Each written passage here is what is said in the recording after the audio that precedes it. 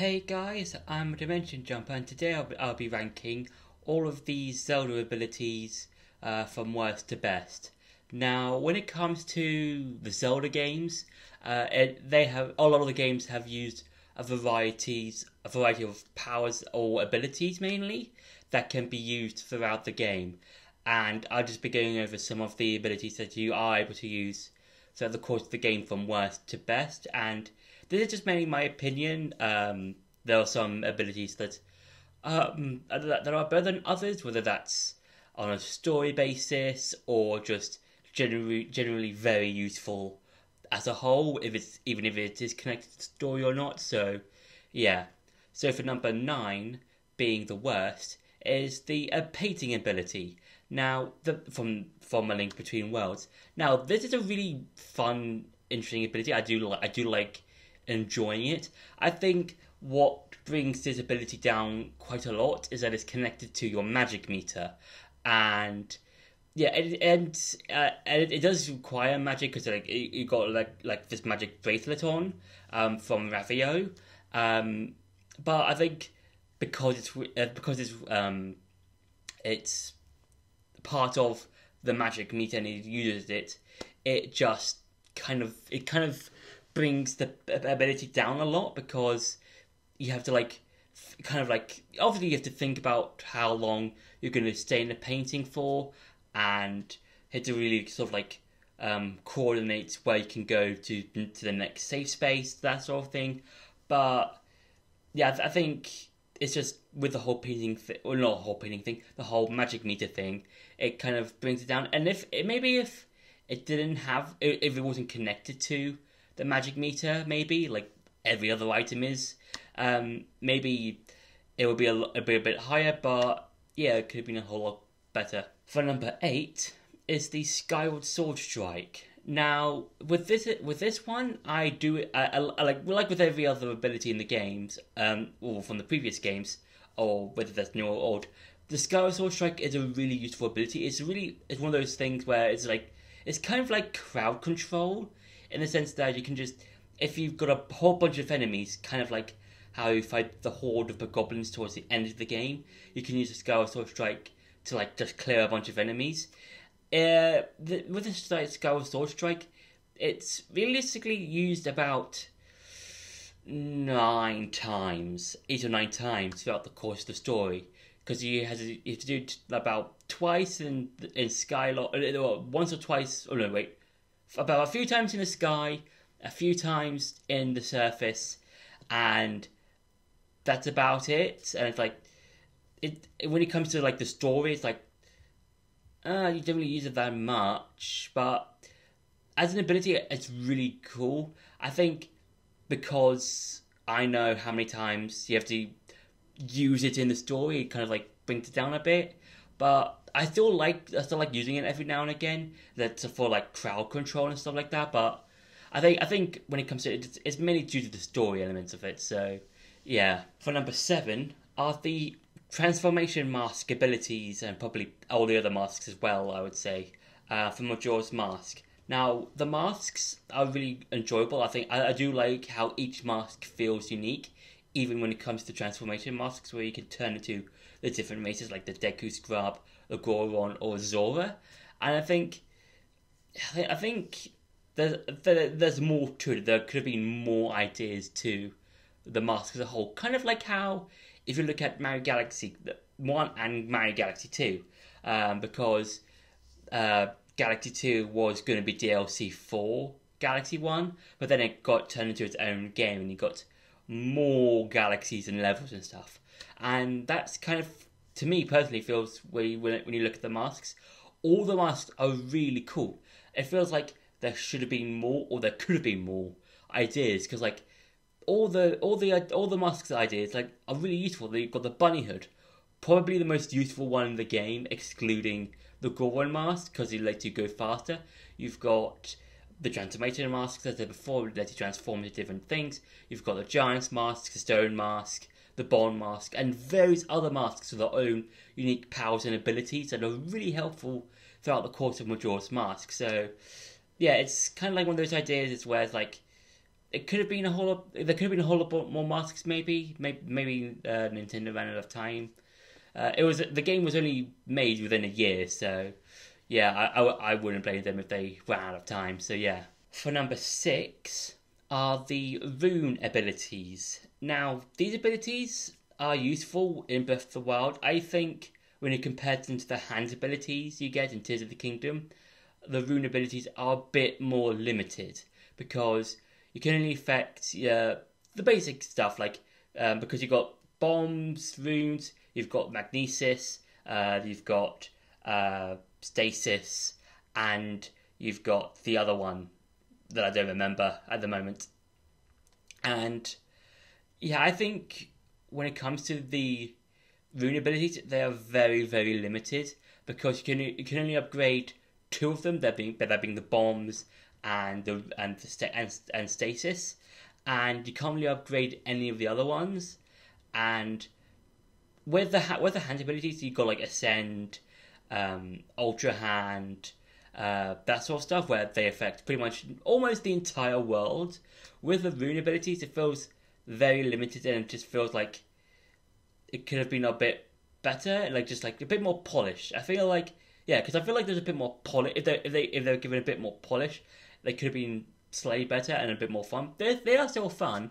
I think with a bit more polish. Well, I think the hand abilities are basically a bit more polished or polished version to the rune abilities.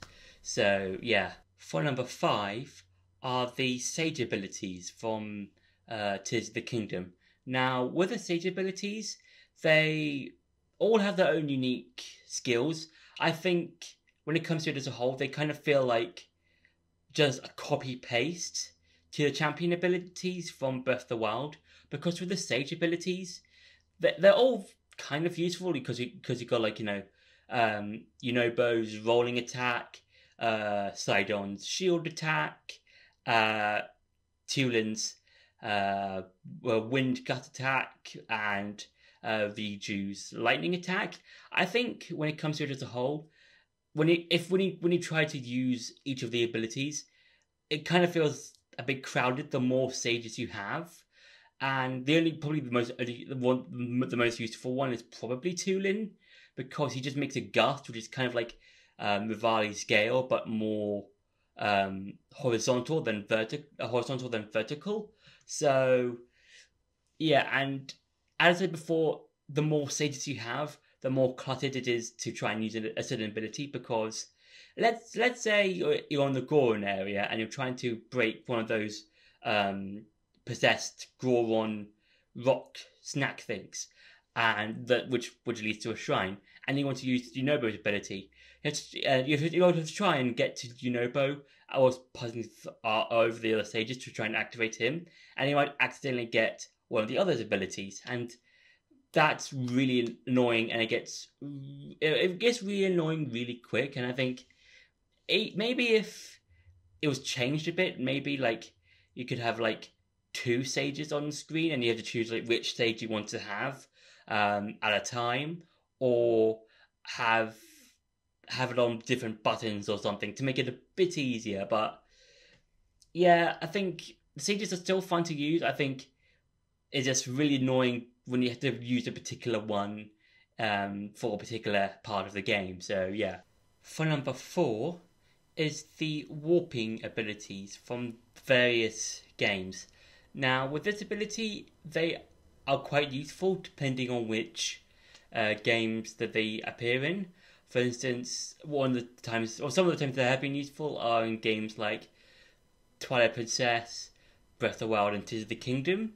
But with Twilight Princess specifically, that can be a bit repetitive when it comes to activating the warping abilities, because throughout the course of the game you will find these various warping abilities, these warp gates, and you have to fight these various number of Twilight beasts.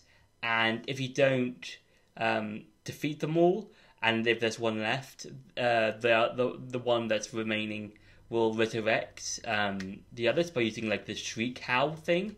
And some of the abilities that are kind of annoying are ones like in the Phantom Hourglass, because you have to draw specific symbols on this warp slate thing that you're given by this giant golden frog, and it should be quite specific on how it's drawn, because even if it's close to the design or the way the symbol is drawn, it might not register. But there are other times where even if you do draw a somewhat okay one, it will work. It's like, I think it really depends on how you draw it. And yeah, I think with the warping abilities, there's a lot of up and downs, but it's still very useful from getting to place within the various Zelda games in which they're introduced. And yeah, it's a very fun ability. For number 3 is the wolf ability. Now, this ability is